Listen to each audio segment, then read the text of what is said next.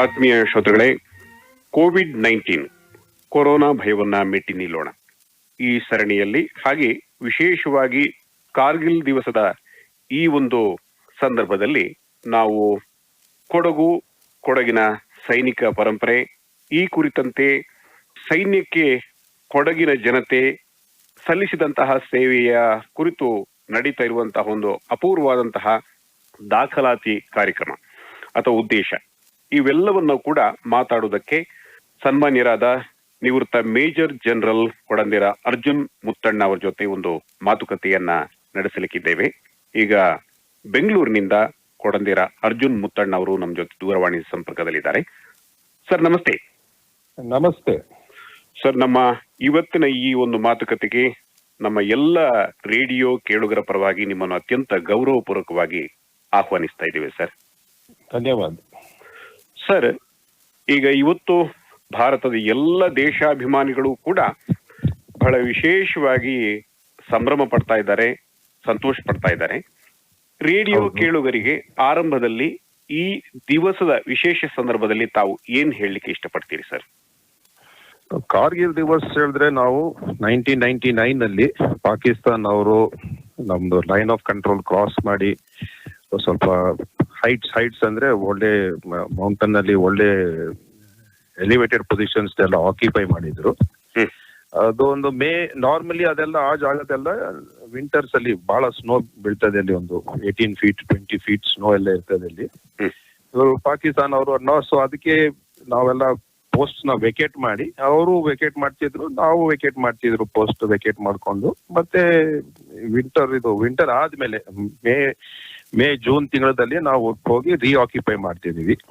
ಒಂದ್ ಲೆಕ್ಕ ಪ್ರಕಾರ ಒಂದು ಸ್ಟೇಟಸ್ ಕೋ ಇತ್ತಲ್ಲಿ. ಆದ್ರೆ 1999 ಅಲ್ಲಿ ಫೆಬ್ರವರಿ ಮಾರ್ಚ್ ಅಲ್ಲಿ ನಮ್ಮ ಪ್ರಧಾನ ಮಂತ್ರಿ ಅವರು ವಾಜಪೇಯಿ ಅವರು ಸ್ವಲ್ಪ ನವಾಜ್ ಶರೀಫ್ ಅವ್ರ ಜೊತೆ ಸ್ವಲ್ಪ ಒಳ್ಳೆ ಪ್ರೋಗ್ರೆಸ್ ಮಾಡ್ಕೊಂಡು ಪೀಸ್ ಟಾಕ್ಸ್ ಹೇಳಲಿಕ್ಕೆ ಆಗಲ್ಲ, ಆದ್ರೆ ಏನಾದ್ರೆ ಅಗ್ರಿಮೆಂಟ್ ಹೇಳ್ಕೊಂಡು ಅವ್ರು ಲಾಹೋರ್ ಹೋಗಿದ್ರು. ಸೊ ಇದೆಲ್ಲ ಮಾತುಕತೆ ನಡೀತಾ ಇರುವಾಗ ಇವರು ಪಾಕಿಸ್ತಾನ ಮಿಲಿಟರಿ ಮುಷರಫ್ ಅವ್ರದ್ದು ಒಂದು ಒಳ್ಳೆ ದೊಡ್ಡ ಪ್ಲಾನ್ ಮಾಡ್ಕೊಂಡು ಈ ಹೈಟ್ಸ್ ನೆಲ್ಲ ಆಕ್ಯುಪೈ ಮಾಡ್ಕೊಂಡು ನಮ್ಮ ಝೋಜಿಲಾ ಅಂದ್ರೆ ಶ್ರೀನಗರ್ ಝೋಜಿಲಾ ಟು ಲೇ ರೋಡ್ ನ ಡಾಮಿನೇಟ್ ಮಾಡ್ಲಿಕ್ಕೆ, ಆ ರೋಡ್ ನ ನಮ್ಗೆ ಅಲ್ಲಿ ಮೂವ್ಮೆಂಟ್ ಮಾಡ್ಲಿಕ್ಕೆ ಕಷ್ಟ ಮಾಡ್ಕೊಂಡು ಅವ್ರದ್ದು ಮೇನ್ ಮುದ್ದ ಏನಿತ್ತು ಅಂದ್ರೆ ಸಿಯಾಚಿನ್ ಗ್ಲೇಷಿಯರ್ ಅಲ್ಲಿ ಲಾಜಿಸ್ಟಿಕ್ಸ್ ಬರಬಾರ್ದು, ಮತ್ತೆ ಅದಕ್ಕೆ ನಮ್ಗೆ ಸಿಯಾಚಿನ್ ಗ್ಲೇಷಿಯರ್ ಅಲ್ಲಿ ನಮ್ಗೆ ಕಷ್ಟ ಆಗ್ತದೆ ಹೇಳ್ಕೊಂಡು ಅವ್ರು ಇದು ಕಂಪ್ಲೀಟ್ ಹೈಟ್ಸ್ ಆಕ್ಯುಪೈ ಮಾಡಿದ್ರು ಹೈವೇ ಹತ್ರ. ಸೊ ಒಂದೊಂದ್ ಜಾಗದಲ್ಲಿ ಸ್ವಲ್ಪ ನಮ್ ಪೆಟ್ರೋಲಿಂಗ್ ಅಗ್ರೆಸಿವ್ ಇತ್ತು, ಆ ಕಡೆಯಲ್ಲಿ ಎಷ್ಟು ಜಾಸ್ತಿ ಆಗ್ಲಿಲ್ಲ.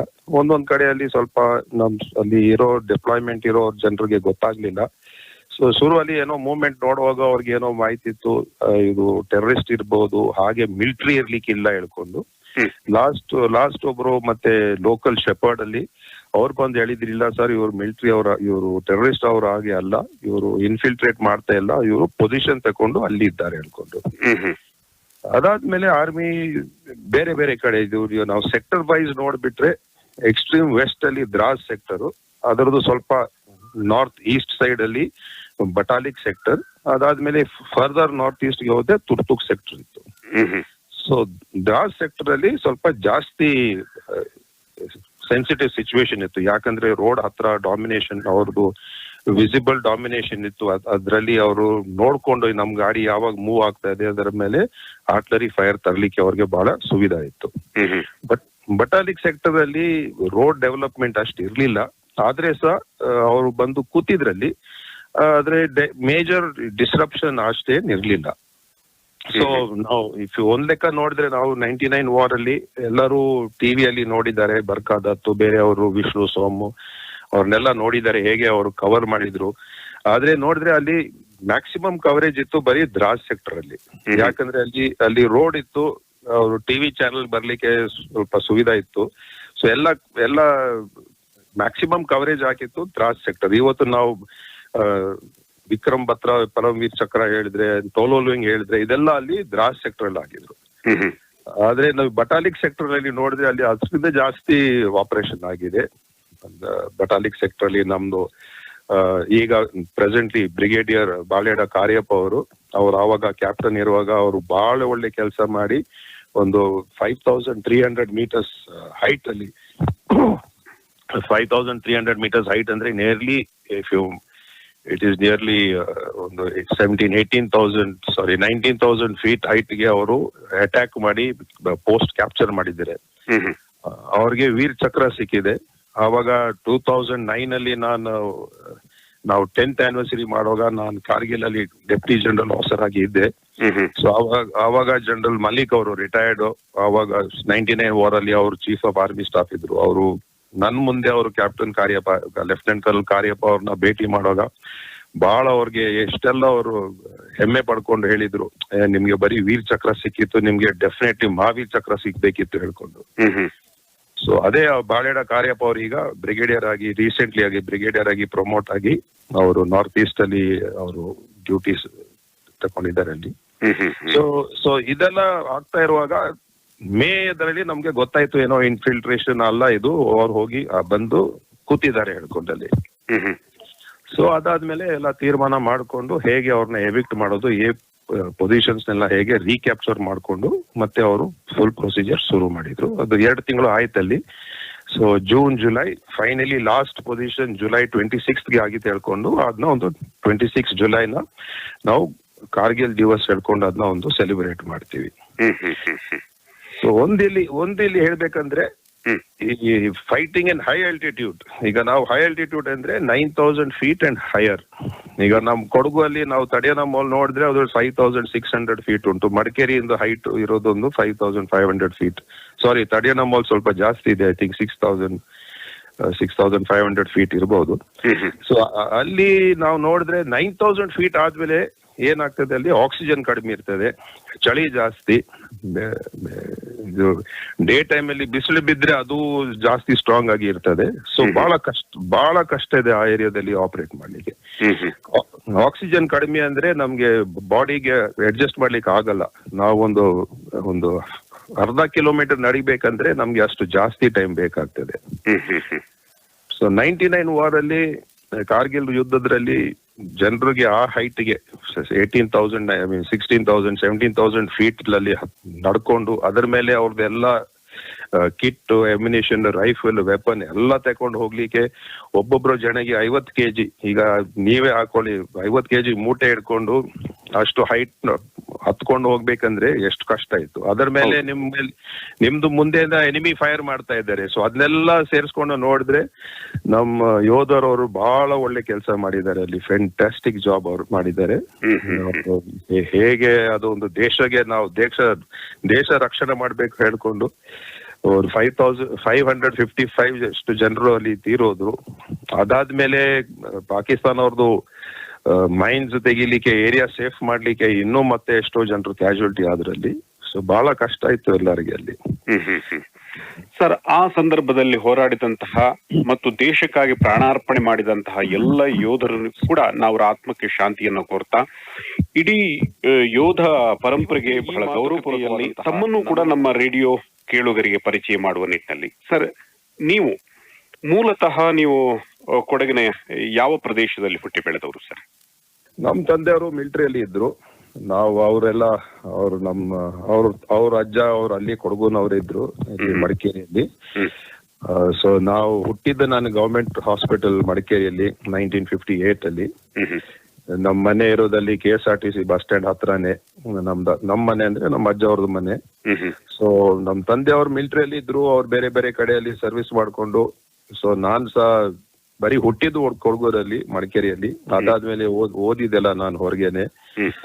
ಚಿಕ್ಕ ವಯಸ್ಸಲ್ಲಿ ಬಾಂಬೆ ಮತ್ತೆ ಬೆಳ್ಳಾರಿ ಮತ್ತೆ ಶಿವಮೊಗ್ಗ ಎಲ್ಲ ಓದ್ಕೊಂಡು ಬ್ಯಾಂಗ್ಳೂರಲ್ಲಿ ಓದಿ ಫೈನಲಿ ಸೈನಿಕ್ ಸ್ಕೂಲ್ ಬಿಜಾಪುರ್ಗೆ ನನ್ನ ಸೇರಿಬಿಟ್ರು ಅವರು 5ನೇ ಕ್ಲಾಸ್ ಅಲ್ಲಿ 9 ವಯಸ್ಸಿಗೆ. ಸೊ ಅಲ್ಲಿ ಹೈಯರ್ ಸೆಕೆಂಡರಿ ಆವಾಗ 11th ಸ್ಟ್ಯಾಂಡರ್ಡ್ ಕಂಪ್ಲೀಟ್ ಮಾಡ್ಕೊಂಡು ನನ್ಗೆ NDA ಸೇರ್ಲಿಕ್ಕೆ ಆಗ್ಲಿಲ್ಲ. ನನ್ ಮ್ಯಾಥ್ಸ್ ಆವಾಗ ಬಹಳ ವೀಕ್ ಆಗಿತ್ತು.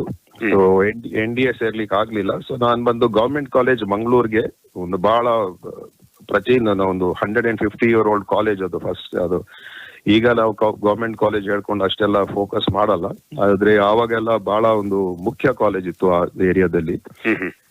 ಇಡೀ ಮಲ್ನಾಡ್ ಏರಿಯಾದಲ್ಲಿ ಒಂದು ಕಾಲೇಜ್ ನೋಡಿದ್ರೆ ಒಂದು ಗವರ್ಮೆಂಟ್ ಕಾಲೇಜ್ ಮ್ಯಾಂಗ್ಳೂರ್ ಇತ್ತು. ಹೌದು. ಸೊ ಅಲ್ಲಿ ಸೇರ್ಕೊಂಡು BA ಡಿಗ್ರಿ ಮಾಡಿ NCC ಅಲ್ಲಿ ಸೇರಿದೆ ನಾನು. ಒಂದು ಇಂಟ್ರೆಸ್ಟ್ ಇತ್ತು, ಮಿಲಿಟರಿಯಲ್ಲಿ ಇಂಟ್ರೆಸ್ಟ್ ಇತ್ತು. ಫೈನಲಿ NCC C ಸರ್ಟಿಫಿಕೇಟ್ ತಗೊಂಡು ಆ C ಸರ್ಟಿಫಿಕೇಟ್ ಇಟ್ಕೊಂಡು ನಾನು ಆ ರೂಟ್ ಅಲ್ಲಿ 1977 ಕಾಲೇಜ್ ಮುಗಿಸ್ತಾದ್ಮೇಲೆ ಇಮಿಡಿಯೇಟ್ಲಿ ಇಂಡಿಯನ್ ಮಿಲಿಟರಿ ಅಕಾಡೆಮಿಗೆ as a direct entry NCC C certificate entry ನಾನು ಸೇರಿದೆ ಅಲ್ಲಿ. ಸೊ ಆವಾಗ 1.5 ವರ್ಷ ಟ್ರೈನಿಂಗ್ ಆದ್ಮೇಲೆ 1978 ಡಿಸೆಂಬರ್ ಅಲ್ಲಿ ನನಗೆ ಕಮಿಷನ್ ಸಿಕ್ತು ಗಢವಾಲ್ ರೈಫಲ್ಸ್ ಅಲ್ಲಿ. ಸೊ ಗಢವಾಲ್ ರೈಫಲ್ ಅಲ್ಲಿ ನಮ್ ಡಾಕ್ಟರ್ ಡೇವಿಡ್ ಬೇರೆ ನಮ್ಮ ಮಡಿಕೇರಿ ಅವರು ಬ್ರಿಗೇಡಿಯರ್ ಕೋದಂಡ ಕಾರ್ಯಪ್ಪ ಅವರಿದ್ರು, ಮತ್ತೆ ಮೇಜರ್ ಜನರಲ್ ಕೋಟರ ಭೀಮಯ್ಯ ಅವರಿದ್ರು, ಲೆಫ್ಟಿನೆಂಟ್ ಜನರಲ್ ಬಲಚಂಡ ಚಂಗಪ್ಪ ಅವರೀಗ ಸಿಕಂದ್ರಾಬಾದ್ ಅಲ್ಲಿ ಸೆಟಲ್ ಆಗಿದ್ದಾರೆ, ಮತ್ತೆ ಕರ್ನಲ್ ಬೊಪ್ಪಂಡ ಅಯ್ಯಪ್ಪ ಅವರಿದ್ರು. ಸೊ ಬಹಳ ಅವಾಗ ನಮ್ಗೆ ಅಷ್ಟೇ ಪರಿಚಯ ಇರ್ಲಿಲ್ಲ, ಬ್ರಿಗೇಡಿಯರ್ ಕಾರ್ಯಪ್ಪಗೆ ಸ್ವಲ್ಪ ಪರಿಚಯ ಇದ್ರು, ಆದ್ರೆ ಬೇರೆಯವ್ರನ್ನ ಅವಾಗ ಪರಿಚಯ ಇರ್ಲಿಲ್ಲ. ಸೊ ಗಢವಾಲ್ ರೈಫಲ್ಗೆ ಸೇರಿದೆ.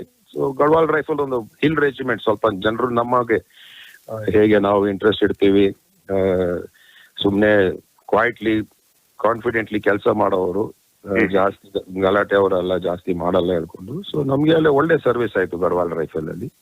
ಸೊ ಆರ್ಮಿಯಲ್ಲಿ ನಮ್ಗೆ ಬಹಳ ಅವಕಾಶ ಸಿಕ್ತು ಬೇರೆ ಕೌಂಟರ್ ಇನ್ಸರ್ಜೆನ್ಸಿ ಏರಿಯಾದಲ್ಲಿ, ನಾರ್ತ್ ಈಸ್ಟ್ ಮಣಿಪುರ್ ನಾಗಾಲ್ಯಾಂಡ್ ಆಗ್ಲಿ, ಅದಾದ್ಮೇಲೆ ಜಮ್ಮು ಕಾಶ್ಮೀರ್ಗೆ ಆವಾಗ ಇನಿಷಿಯಲಿ ಇನ್ಸರ್ಜೆನ್ಸಿ ಇರ್ಲಿಲ್ಲ. ಅದಾದ್ಮೇಲೆ IPKF ಅಲ್ಲಿ ಜಾಫ್ನಾ ಅಲ್ಲಿ ಹೋಗಿದೆ.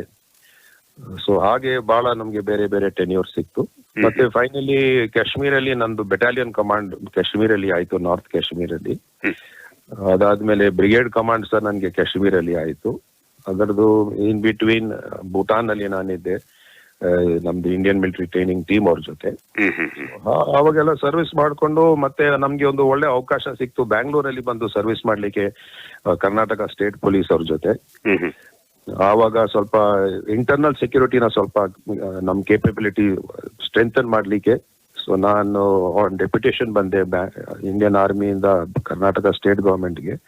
ಸೊ ಇಲ್ಲಿ 2010 ಅಲ್ಲಿ ಬಂದಾದ್ಮೇಲೆ ಕರ್ನಾಟಕ ಸ್ಟೇಟ್ ಪೊಲೀಸ್ ಅವ್ರದ್ದು centre for counter terrorism create ಮಾಡಿ ಎಸ್ಟಾಬ್ಲಿಷ್ ಮಾಡಿ ಎಲ್ಲ ಪೊಲೀಸ್ ಕಾನ್ಸ್ಟೇಬಲ್ ಸಿಬ್ಬಂದಿ ಅವರು ಮತ್ತೆ ಬೇರೆ ಅವರು ಆಫೀಸರ್ಸ್ಗೆಲ್ಲ ಟ್ರೈನಿಂಗ್ ಕೊಡ್ಲಿಕ್ಕೆ counter terror operations, terrorist situation ಆಗ್ಬಿಟ್ರೆ ಅದನ್ನ ಹೇಗೆ ಡೀಲ್ ಮಾಡೋದು ಅದೆಲ್ಲ ಮಾಡಿಸ್ಕೊಂಡು ಮತ್ತೆ ಈಗ ಬ್ಯಾಂಗ್ಳೂರಲ್ಲಿ ತಯಾರಿರೋದು Garuda force, that is state police ಅವ್ರದ್ದು ಗರುಡ ಫೋರ್ಸ್. ಅದು ಒಂದು NSG ಟೈಪ್, ಹೇಗೆ NSG ಸೆಂಟ್ರಲ್ ಗವರ್ಮೆಂಟ್ ಉಂಟು, ಗರುಡ ಫೋರ್ಸ್ ಇರೋದು ನಮ್ ಕರ್ನಾಟಕ ಸ್ಟೇಟ್ದು.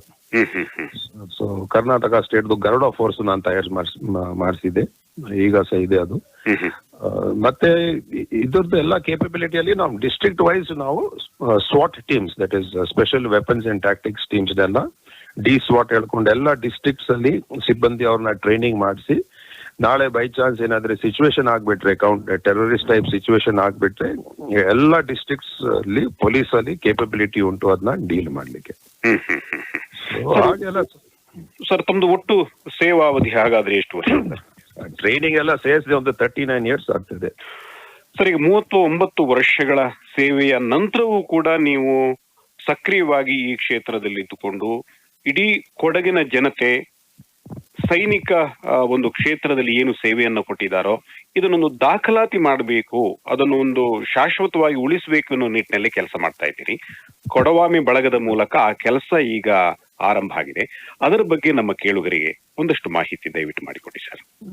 ಡೆಫಿನೆಟ್ಲಿ. ಕೊಡವಾಮೆ ಹೇಳ್ಕೊಂಡು ಒಂದು ಸಂಸ್ಥೆ ಇದೆ, ಅವರು ಒಂದು ಸ್ವಲ್ಪ ನಮ್ ಕೊಡಗೋದು ಏನು ಹಿಸ್ಟ್ರಿ ಇದೆ, ಕಲ್ಚರ್ ಇದೆ, ಅದನ್ನೆಲ್ಲ ಅವರು ಇನ್ನೂ ಬೆಳೆಸಲಿಕ್ಕೆ ಅವರು ಪ್ರಯತ್ನ ಮಾಡ್ತಾ ಇದ್ದಾರೆ. ಸೊ ಅವಾಗ ಮಾತುಕತೆಯಲ್ಲಿ ಡಿಸ್ಕಷನ್ ಅಲ್ಲಿ ಆಗುವಾಗ ನಮ್ಮ ಉದ್ಯಾಂಡ ರೋಷನ್ ಅವರು ಮತ್ತೆ ಪೊಮ್ಮಳೆ ಅವ್ರ ಪೇಪರ್ದು ಮಿಸ್ಟರ್ ಮೋಹನ್ ಅವ್ರು ಹೇಳಿದ್ರು, ನಾವು ಅಟ್ಲೀಸ್ಟ್ ಒಂದು ಕಂಪೀಡಿಯಂ ಮಾಡೋಣ, ಎಲ್ಲರೂ ಯಾರೆಲ್ಲ ಮಿಲಿಟರಿಯಲ್ಲಿ ಇದ್ರು ಕೊಡಗು ನಮ್ ದೇಶ ಕೊಡಗು ದೇಶದಲ್ಲಿ ಯಾರೆಲ್ಲ ಇದ್ರು, ಯಾಕಂದ್ರೆ ಎಲ್ಲರೂ ಹೇಳ್ತಾರೆ ನೀವು ಕೊಡಗುನವ್ರಂದ್ರೆ ಬಾಳೆ ಒಂದು ಮಿಲಿಟರಿದು ಪರಂಪರಾ ಇದೆ, ಎಲ್ಲರೂ ಸೇವೆ ಮಾಡ್ತೀರಾ ಹೇಳ್ಕೊಂಡು. ಸೊ ಆ ಲೆಕ್ಕದಲ್ಲಿ ನಾವೊಂದು ದೊಡ್ಡ ಪ್ರಾಜೆಕ್ಟ್ ಮಾಡಿದೀವಿ.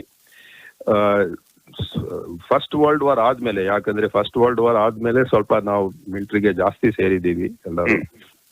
ಸೊ ಫಸ್ಟ್ ವರ್ಲ್ಡ್ ವಾರ್ ಆದ್ಮೇಲೆ ಯಾರೆಲ್ಲ ಬ್ರಿಟಿಷ್ ಆರ್ಮಿ, ಅದಾದ್ಮೇಲೆ ಇಂಡಿಯನ್ ಆರ್ಮಿ, ಮತ್ತೆ ಬೇರೆ ಯಾರಾದ್ರೆ ಬೇರೆ ಕಡೆಯಲ್ಲಿ ಸರ್ವಿಸ್, ಇಂಡಿಯನ್ ಆರ್ಮಿ ಅಂದ್ರೆ ಇಂಡಿಯನ್ ಡಿಫೆನ್ಸ್ ಫೋರ್ಸಸ್, ಮತ್ತೆ central police forces, BSF, CRPF, ಇದು ಬೇರೆ ಸೆಂಟ್ರಲ್ ಪೊಲೀಸ್ ಫೋರ್ಸಸ್ ಅಲ್ಲಿ ಯಾರೆಲ್ಲ ಸೇವೆ ಮಾಡಿದ್ದಾರೆ ಎಲ್ಲ ರ್ಯಾಂಕ್ಸ್, ಸಿಪಾಯಿಂದ ಹಿಡಿದು ನಮ್ ಫೀಲ್ಡ್ ಮಾರ್ಷಲ್ಗೆ ನಾವು ಅವ್ರದ್ದೆಲ್ಲ ಒಂದು ಕಂಪೀಡಿಯಂ, ಒಂದು ಪುಸ್ತಕ ಟೈಪ್ ಅಲ್ಲಿ ಎಲ್ಲರದು ಹೆಸರು, ಅವ್ರ ಊರ್ದು ಹೆಸರು, ಅವ್ರದ್ದು ತಂದೆ ತಾಯಿಯವ್ರದ್ದು ಹೆಸರು, ಅವ್ರ ಸರ್ವಿಸ್ ಅಲ್ಲಿ ಇರುವಾಗ ಏನ್ ಮಾಡಿದ್ದಾರೆ, ಅವ್ರಿಗೆ ಏನ್ ಅವಾರ್ಡ್ ಸಿಕ್ಕಿದೆ, ಆ ಪ್ರಕಾರ ನಾವೊಂದು ಕಂಪೀಡಿಯಂ, ಪುಸ್ತಕದಲ್ಲಿ ಒಂದು ಕಂಪೀಡಿಯಂ ಮಾಡ್ತಾ ಇದೀವಿ. ಸೊ ಅದಕ್ಕೆ ನಾವು ಒಂದು ಎಲ್ಲಾ ಇದು ವಾಟ್ಸ್ಆಪ್ ಮೆಸೇಜ್ ಎಲ್ಲ ಕೊಟ್ಟಿದ್ದೀವಿ, ಹೇಗೆ ಡೀಟೇಲ್ಸ್ ಕ್ಯಾಪ್ಚರ್ ಮಾಡ್ಲಿಕ್ಕೆ. ಸೊ ಅದು ಈಗ ನಡೀತಾ ಇದೆ.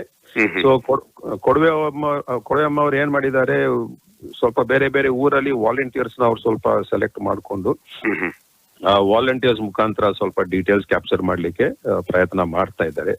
ನಂದೊಂದು ಅಪೀಲ್ ಎಲ್ಲರಿಗೆ, ಯಾಕಂದ್ರೆ ಹಳೆಯವರು ಇರ್ಲಿಕ್ಕಿಲ್ಲ ಈಗ, ಅವ್ರು ಯಾರೆಲ್ಲ ಈಗ ಅವ್ರಿಗೆ ಮಾಹಿತಿ ಇದೆ, ಅವರು ತಾತ ಅಜ್ಜ ಯಾರಾದ್ರೆ ಮಿಲಿಟರಿಯಲ್ಲಿ ಇದ್ರೆ ಹೇಳ್ಕೊಂಡು ಆ ಡೀಟೇಲ್ಸ್ ಎಷ್ಟು ಅವ್ರಿಗೆ ಗೊತ್ತುಂಟು ಅದನ್ನ ಅವರು ಸಬ್ಮಿಟ್ ಮಾಡ್ಬೇಕು. ಸೊ ನಾವು ಅವ್ರದ್ದು ಅದರಲ್ಲಿ ಡೀಟೇಲ್ಸ್ ಸಬ್ಮಿಟ್ ಮಾಡೋಗೋ ಅವ್ರ ಫೋನ್ ನಂಬರ್ ಕೊಟ್ರೆ ನಮ್ಗೆ ಏನ್ ಗ್ಯಾಪ್ಸ್ ಇದೆ ಆ ಗ್ಯಾಪ್ಸ್ ನ ನಾವು ಸರಿ ಮಾಡ್ಕೊಳ್ಳಿಕ್ಕೆ ನಾವು ಮತ್ತೆ ಹೋಗಿ ಅವ್ರನ್ನ ಇನ್ನೊಂದ್ಸತಿ ಸಂಪರ್ಕ ಮಾಡ್ಕೊಂಡು ನಾವು ಕೇಳ್ಕೊಳ್ತೀವಿ ಅವ್ರು. ಸರ್, ಈಗ ಅದು ಕೊಡಗಿನ ವ್ಯಾಪ್ತಿಯ ಯಾವುದೇ ಜಾತಿ ಜನಾಂಗದವರು ಕೂಡ ದೇಶ ಸೇವೆ ಸಲ್ಲಿಸಿದ್ರೆ ಅವರ ಮಾಹಿತಿ ಬೇಕು ನಿಮಗೆ?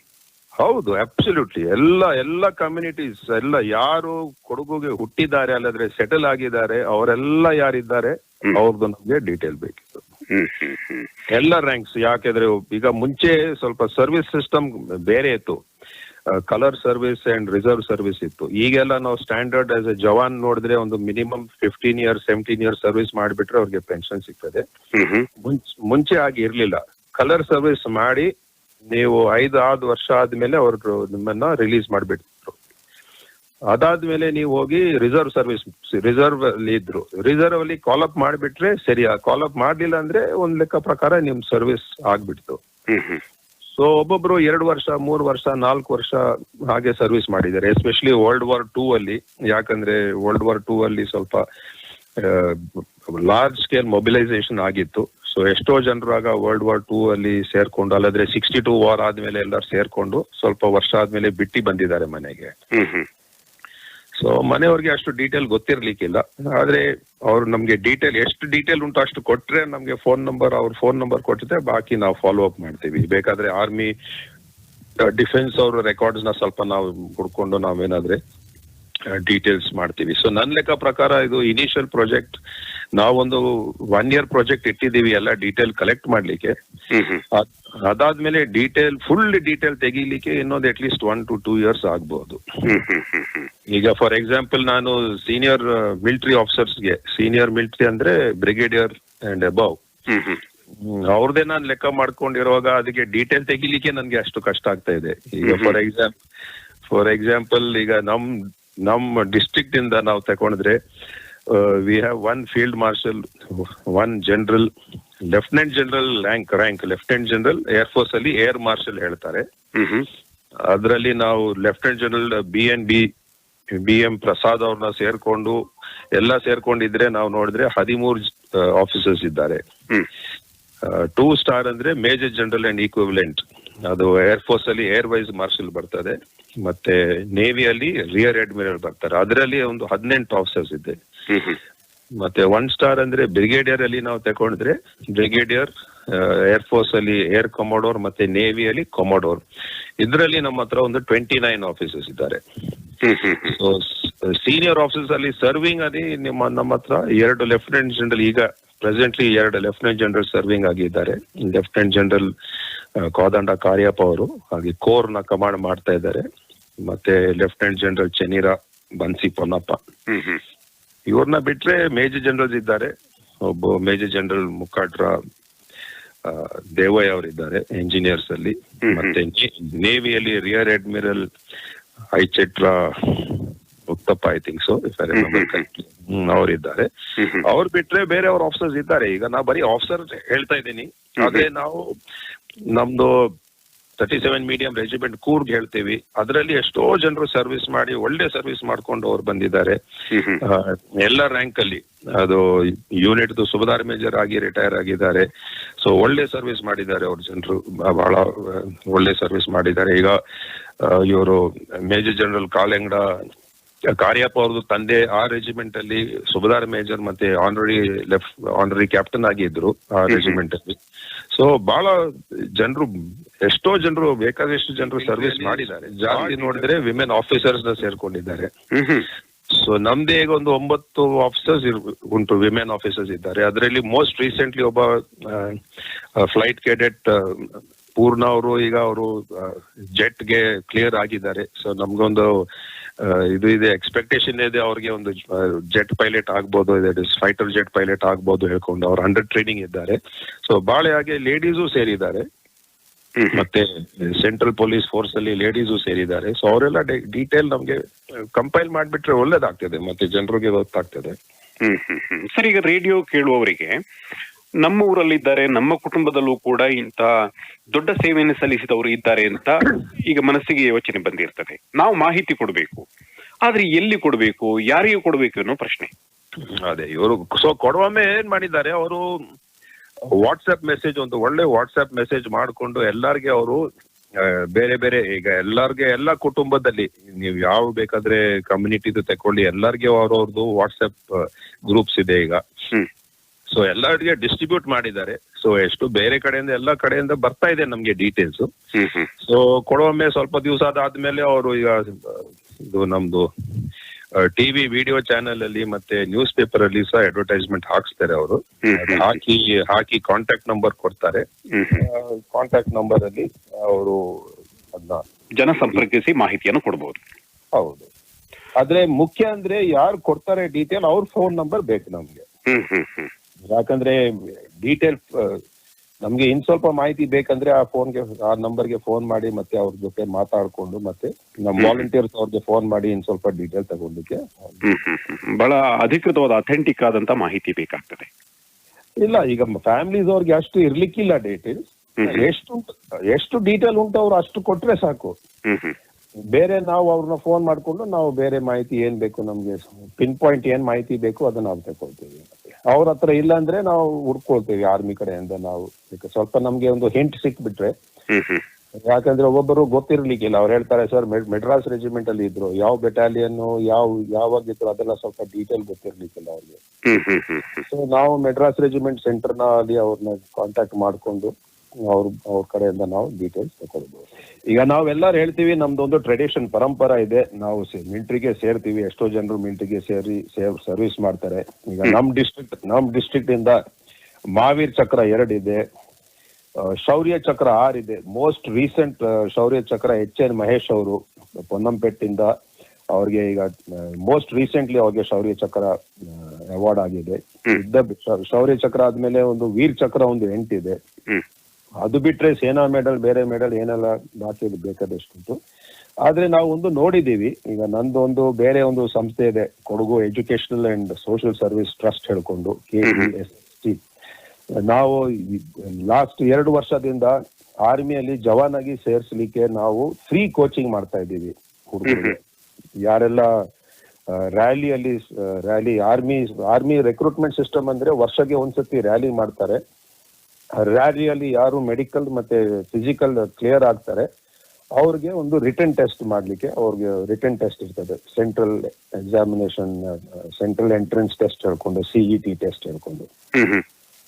ಸೊ ನಾವೇನ್ ನೋಡಿದೀವಿ, ಹುಡುಗರು ಓಡ್ತಾರೆ, ಮೆಡಿಕಲಿ ಫಿಟ್ ಆಗಿರ್ತಾರೆ, ಆದ್ರೆ ಬಂದು ಅವರು ರಿಟರ್ನ್ ಟೆಸ್ಟ್ ಅಲ್ಲಿ ಅವ್ರಿಗೆ ಬಹಳ ಕಷ್ಟ ಆಗ್ತದೆ. ಸೊ ನಾವು ಲಾಸ್ಟ್ 2 years 2018 ಮತ್ತೆ 2019 ನಮ್ ಸಂಸ್ಥೆ KESST ನಾವು ಫ್ರೀ ಕೋಚಿಂಗ್ ಮಾಡಿಸಿದ್ವಿ. ಅವ್ರಿಗೆ ಅಕಾಮಿಡೇಷನ್ ಕೊಟ್ಟು, ಊಟ ಕೊಟ್ಟು, ನಾವು ಅವ್ರಿಗೆ ಟೀಚರ್ಸ್ ಹೈರ್ ಮಾಡ್ಕೊಂಡು ಅವ್ರಿಗೆ ಕೋಚಿಂಗ್ ಕೊಟ್ಟಿದ್ದೀವಿ. ಹೋದ ವರ್ಷ ಒಂದು 16 ಹುಡುಗರು ಸೆಲೆಕ್ಟ್ ಆಗಿದ್ದಾರೆ. ಸೊ ನಾವು ಬರೀ ಕೊಡಗು ಡಿಸ್ಟ್ರಿಕ್ಟ್ ಅವರಲ್ಲ, ಯಾರು ಸೇರ್ಲಿಕ್ಕೆ ಯಾಕೆ ಬರ್ತಾರೆ ನಮ್ಮ ಎಂಟೈರ್ ಏರಿಯಾದಿಂದ ಹುಡುಗರು, ಸಕಲೇಶ್ಪುರ, ಹಾಸನ್, ಬೇರೆ ಕಡೆಯಿಂದ ಅವರು ಸಹ ಬಂದಿದ್ದಾರೆ. ಆದ್ರೆ ನಾವು ನೋಡಿದ್ರೆ ನಮ್ ಕೊಡಗು ಡಿಸ್ಟ್ರಿಕ್ಟ್ ಇಂದ ಸ್ವಲ್ಪ ಜನರು ಕಡಿಮೆ ಇದ್ದಾರೆ. ಇದು ಬೇರೆ ಕಡೆಯಿಂದ, ಇದು ಬೇರೆ ಸರೌಂಡಿಂಗ್ ಡಿಸ್ಟ್ರಿಕ್ಟ್ಸ್ ಇಂದ ಅವ್ರಿಗೆ ಸ್ವಲ್ಪ ಸೀರಿಯಸ್ನೆಸ್ ಜಾಸ್ತಿ, ಅವರೆಲ್ಲ ಬರ್ತಾರೆ. ಮುಂಚೆ ಸರ್ವಿಸ್ ಸೇರ್ಲಿಕ್ಕೆ, ಆರ್ಮಿ ಸೇರ್ಲಿಕ್ಕೆ ಸ್ವಲ್ಪ ಫಿಸಿಕಲಿ ಫಿಟ್ ಆಗಿ ಇದ್ರೆ ಅಷ್ಟೇ ಸಾಕಿತ್ತು. ಈಗ ಸ್ವಲ್ಪ ಸಿಸ್ಟಮ್ ಸ್ವಲ್ಪ ಜಾಸ್ತಿ ಅಡ್ವಾನ್ಸ್ ಆಗಿಬಿಟ್ಟಿದೆ. ಫಾರ್ ಎಕ್ಸಾಂಪಲ್, ಈ ವರ್ಷದ ರಿಕ್ರೂಟ್ಮೆಂಟ್ ರ್ಯಾಲಿಗೆ ಅನೌನ್ಸ್ಮೆಂಟ್ ಬಂದಿದೆ. 24th ಜುಲೈ ಇಂದ 6th ಸೆಪ್ಟೆಂಬರ್ ಒಳಗೆ ಆನ್ಲೈನ್ ರಿಜಿಸ್ಟ್ರೇಷನ್ ಮಾಡಬೇಕು ಅವರು. ಸೊ ಅವ್ರು ಆನ್ಲೈನ್ ರಿಜಿಸ್ಟ್ರೇಷನ್ ಮಾಡಾದ್ಮೇಲೆ ಯಾವಾಗ ರಿಕ್ರೂಟ್ಮೆಂಟ್ ರ್ಯಾಲಿ ಆಗ್ತದೆ ಆವಾಗ ಅವ್ರಿಗೆ ಕಾಲ್ ಲೆಟರ್ಸ್ ಬರ್ತದೆ, ಅವ್ರಿಗೆ ಮಾಹಿತಿ ಸಿಗ್ತದೆ. ಸೊ ನಾನ್ ಹೇಳೋದು, ಯಾರಿಗೆಲ್ಲ ಇಂಟ್ರೆಸ್ಟ್ ಉಂಟು, ಈಗ ಅವ್ರನ್ನ ನಮ್ಮನ್ನ ಕಾಂಟ್ಯಾಕ್ಟ್ ಮಾಡಿದ್ರೆ ನಾವು ಅವ್ರಿಗೆ ಮಾಹಿತಿ ಕೊಡ್ತೀವಿ. ನಾವು ಪೇಪರ್ ಅಲ್ಲಿ ಸಹ ನಾವೀಗ ಇವತ್ತು 2 ದಿವಸ ಒಳಗೆ ನಾವು ಪೇಪರ್ ಒಳಗೆ ಒಂದು ನೋಟಿಸ್ ಹಾಕ್ತೀವಿ. ಮುಖ್ಯ ಅಂದ್ರೆ ಅವರು ಆರ್ಮಿ ವೆಬ್ಸೈಟ್ ಅಲ್ಲಿ ಹೋಗಿ ಆ ರಿಜಿಸ್ಟ್ರೇಷನ್ ಮಾಡಬೇಕು, ಅವರು ಡೀಟೇಲ್ಸ್ ಅಪ್ಲೋಡ್ ಮಾಡಬೇಕು. ಡೀಟೇಲ್ ಅಪ್ಲೋಡ್ ಆದ್ಮೇಲೆ ಅವ್ರದ್ದು ಇಮೇಲ್ ID ಮತ್ತೆ ಟೆಲಿಫೋನ್ ನಂಬರ್ ಕೊಟ್ರೆ ಅವ್ರಿಗೆ SMS ಅಲರ್ಟ್ ಸಿಗ್ತದೆ, ಅವ್ರಿಗೆ ಇಮೇಲ್ ಅಲರ್ಟ್ ಸಿಗ್ತದೆ. ಮತ್ತೆ ಅವರು ರ್ಯಾಲಿಯಲ್ಲಿ ಸೇರ್ಬೋದು. ರ್ಯಾಲಿಯಲ್ಲಿ ಸೇರ್ಲಿಕ್ಕೆ ಅವ್ರಿಗೆ ಸ್ವಲ್ಪ ಫಿಸಿಕಲ್ ಫಿಟ್ನೆಸ್ ಇಂಪ್ರೂವ್ ಮಾಡಬೇಕು. ಮತ್ತೆ ಲಾಂಗ್ ಟರ್ಮ್ ಅಲ್ಲಿ ರಿಟರ್ನ್ ಎಕ್ಸಾಮಿನೇಷನ್ಗೆ ಸಹ ಸ್ವಲ್ಪ ಅವರು ತಯಾರಿ ಮಾಡಿಸ್ಬೇಕು. ಇವತ್ತು ರಿಟರ್ನ್ ಎಕ್ಸಾಮಿನೇಷನ್ ಬಹಳ ಟಫ್ ಆಗಿದೆ. ಸ್ವಲ್ಪ ಮ್ಯಾಥ್ಸ್ ಉಂಟು, ಸ್ವಲ್ಪ ಜನರಲ್ ಸೈನ್ಸ್ ಉಂಟು, ಸ್ವಲ್ಪ ಕರೆಂಟ್ ಅಫೇರ್ಸ್ ಉಂಟು. ಸೊ ಸ್ವಲ್ಪ ಅದು ಅವರು ನಾರ್ಮಲಿ ಯಾರು 10th ಸ್ಟ್ಯಾಂಡರ್ಡ್ ಮಾಡಿದ್ದಾರೆ 10th ಸ್ಟ್ಯಾಂಡರ್ಡ್ ಲೆವೆಲ್ದು ಉಂಟು ಇದೆಲ್ಲ, maths, science, multiple choice questions. So ಅವ್ರಿಗೆ ಸ್ವಲ್ಪ ಮಾಹಿತಿ ಗೊತ್ತಿರ್ಬೇಕು. ಅದಕ್ಕೆ ನಾವು 1 month ಫ್ರೀ ರಿಟರ್ನ್ ಎಕ್ಸಾಮ್ಗೆ ಫ್ರೀ ಕೋಚಿಂಗ್ ಮಾಡ್ತಾ ಇದ್ದೀವಿ. ಅದು ಯಾವಾಗ ರ್ಯಾಲಿ ಆದ್ಮೇಲೆ ಅವರು ರಿಸಲ್ಟ್ ಅನೌನ್ಸ್ ಮಾಡಾದ್ಮೇಲೆ ಮತ್ತೆ ನಾವು ಕಾಲ್ ಫಾರ್ ಮಾಡ್ತೀವಿ. ಸೊ ನಾನೇನ್ ಹೇಳಿದ್ರೆ 24th ಜುಲೈ ಇಂದ 6th ಸೆಪ್ಟೆಂಬರ್ ಒಳಗೆ ಈ ವರ್ಷದ ಈ ವಿಂಡೋ ಒಳಗೆ ಇವರೆಲ್ಲರೂ ರಿಜಿಸ್ಟ್ರೇಷನ್ ಮಾಡ್ಕೊಳ್ಬೇಕು. ಯಾಕಂದ್ರೆ ರಿಜಿಸ್ಟ್ರೇಷನ್ ಮಾಡ್ಲಿಲ್ಲ ಅಂದ್ರೆ ಅವ್ರಿಗೆ ಮತ್ತೆ ನೆಕ್ಸ್ಟ್ ಸ್ಟೆಪ್ ರ್ಯಾಲಿಗೆ ಅವ್ರಿಗೆ ಕಾಲ್ ನೋಟಿಸ್ ಸಿಕ್ಕಲ್ಲ. ಸೊ ಹುಡುಗರು ಯಾರೆಲ್ಲ ಬಾಲಕರು ಇದ್ದಾರೆ ಅವರೆಲ್ಲ ಮನ್ಸ್ ಮಾಡ್ಕೊಂಡು ಅಪ್ಲೈ ಮಾಡಬೇಕು. ಅಪ್ಲೈ ಮಾಡಿ ಪ್ರೊಸೆಸ್ ಅವ್ರು ಮಾಡ್ಲಿ. ಪ್ರೊಸೆಸ್ಗೆ ಏನ್ ಗೈಡೆನ್ಸ್ ಬೇಕು, ಅವ್ರಿಗೆ ಏನ್ ಸಪೋರ್ಟ್ ಬೇಕು ಅದನ್ನ ನಾವು ಕೊಡ್ತೀವಿ ಫ್ರೀ ಆಫ್ ಕಾಸ್ಟ್. ಏನ್ ಚಾರ್ಜ್ ಇಲ್ಲ, ಫುಲ್ ಫ್ರೀ ಆಫ್ ಕಾಸ್ಟ್ ಅವ್ರಿಗೆ ಸಪೋರ್ಟ್ ಕೊಡ್ತೀವಿ. ಬಂದು ದೇಶ ಸೇವೆ ಮಾಡ್ಬೇಕು ಅವರು. ಈಗ ನೋಡಿ, ನಾವು ಹೇಳ್ತೀವಿ ಇಷ್ಟೆಲ್ಲ ಕೋವಿಡ್ ಆಗಿದೆ, ಆದ್ರೆ ಲದಾಖ್ ಅಲ್ಲಿ ಗಲ್ವಾನ್ ಅಲ್ಲಿ ಏನ್ ಗಲಾಟೆ ನಡೀತಾ ಇದೆ. ನಮ್ಗೆ ಸೈನಿಕರು ಬೇಕು, ಅವರೆಲ್ಲ ಫಿಟ್ ಆಗಿ ಬಾರ್ಡರ್ ಅಲ್ಲಿ ಡಿಪ್ಲಾಯ್ ಆಗ್ಲೇಬೇಕು. ಸೊ ನಮ್ ಡಿಸ್ಟ್ರಿಕ್ಟ್ ಇಂದ ನಾವು ದೇಶದಲ್ಲಿ ಏನ್ ಮಿಲಿಟರಿದು ಏನ್ ಪ್ರಿಪೇರ್ಡ್ನೆಸ್ ಇದೆ, ನಮ್ ಕಾಂಟ್ರಿಬ್ಯೂಷನ್ ಇರ್ಲೇಬೇಕು, ಇನ್ಕ್ರೀಸ್ ಆಗ್ಬೇಕು ನಮ್ ಕಡೆಯಿಂದ. ಮತ್ತೊಂದು ಗ್ರೇಟ್ ಅಡ್ವಾಂಟೇಜ್, ನೀವು ಸರ್ವಿಸ್ ಮಾಡ್ಕೊಂಡು ಸರ್ವಿಸ್ ಆದ್ಮೇಲೆ ಬಿಟ್ಟು ಬಂದ್ರೆ ಎಲ್ಲ ಸ್ಟೇಟ್ ಗವರ್ಮೆಂಟ್ ಕೆಲಸದಲ್ಲಿ ರಿಸರ್ವೇಶನ್ ಇದೆ, 10% ರಿಸರ್ವೇಶನ್ ಇದೆ. ಈಗ ರೀಸೆಂಟ್ಲಿ ಇವರು ಕ್ಯಾಪ್ಟನ್ ಮಲ್ಚಿರ ಅಯ್ಯಪ್ಪ ಅವರು 5 ವರ್ಷ ಮಿಲಿಟರಿ ಸರ್ವಿಸ್ ಮಾಡಾದ್ಮೇಲೆ, ಸರ್ವಿಸ್ ಬಿಟ್ಟಾದ್ಮೇಲೆ KS ಎಕ್ಸಾಮ್ ತಕೊಂಡು ಅವರು ಡೈರೆಕ್ಟ್ DYSP ಅಪಾಯಿಂಟ್ ಆಗಿದ್ದಾರೆ. ಅವರು ಈಗ ಪೊಲೀಸ್ ಸರ್ವಿಸ್ ಅಲ್ಲಿ ಇದ್ದಾರೆ.